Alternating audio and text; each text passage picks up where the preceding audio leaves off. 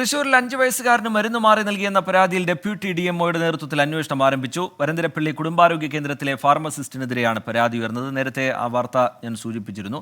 അതിന്റെ വിശദാംശങ്ങളിലേക്കാണ് ഇനി നമ്മൾ കടക്കുന്നത്. ഡോക്ടർ എഴുതി നൽകിയ ഗുളിക ഫാർമസിസ്റ്റ് തെറ്റി നൽകി എന്നുള്ളതാണ് പരാതി.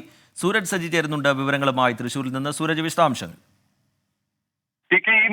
ഈ മാസം 3-ാം തീയതിയാണ് ഇത് സംബന്ധിച്ച സംഭവം നടക്കുന്നത്. മുണ്ടിനീരിനെ തുടർന്നാണ് വരന്തരപ്പള്ളി കുടുംബാരോഗ്യ കേന്ദ്രത്തിൽ ഇത്തരത്തിൽ ഈ കുട്ടി ചികിത്സ തേടുന്നത്. ആ സമയത്താണ് അവിടെ നിന്ന് ഈ മുണ്ടിനീരിന്റെ ഭാഗമായിക്കൊണ്ട് തന്നെ വേദനയ്ക്കുള്ള മരുന്ന് ഈ കുട്ടിക്ക് നൽകുകയും ചെയ്തു. പക്ഷേ അതിനുശേഷം ഈ ഫാർമസിസ്റ്റിന്റെ ഭാഗത്ത് നിന്ന് ഈ മരുന്ന് മാറി നൽകുകയായിരുന്നു എന്നുള്ളതാണ് നിലവിൽ മനസ്സിലാക്കാൻ കഴിയുന്നത്. പക്ഷേ ഈ കുട്ടിക്ക് മുണ്ടിനീരിന്റെ വേദനയ്ക്ക് പകരമുള്ള മരുന്നിന് പകരം നൽകിയത് ഈ പ്രഷറിന്റെ ഗുളികയായിരുന്നു. അങ്ങനെ 5 ദിവസത്തോളം ഈ കുട്ടി മരുന്ന് കഴിക്കുകയും പിന്നീട് കുട്ടിയുടെ ആരോഗ്യനില വീണ്ടും വഷളാകുകയും ചെയ്തു. തുടർന്ന് കാരിക്കുളം എസ്റ്റേറ്റിന്റെ ആശുപത്രിയിൽ ചികിത്സ തേടുകയായിരുന്നു. ആ സമയത്ത് അവിടെ വച്ച് ഈ മരുന്നും ഈ കുപ്പും തമ്മിൽ ഒത്തുനോക്കുന്ന സമയത്താണ് ഇത്തരത്തിൽ ഈ മരുന്ന് മാറി നൽകി എന്ന വിവരം മനസ്സിലാക്കുന്നത്. പിന്നീട് ഈ രോഗം മൂർച്ഛിച്ചതിനെ തുടർന്ന് കുട്ടി തൃശൂർ മെഡിക്കൽ കോളേജിൽ എത്തിക്കുകയായിരുന്നു. പിന്നീട് അവിടെ നിന്ന് കുട്ടിക്ക് ഈ രോഗം ഭേദമാവുകയും ചെയ്തു.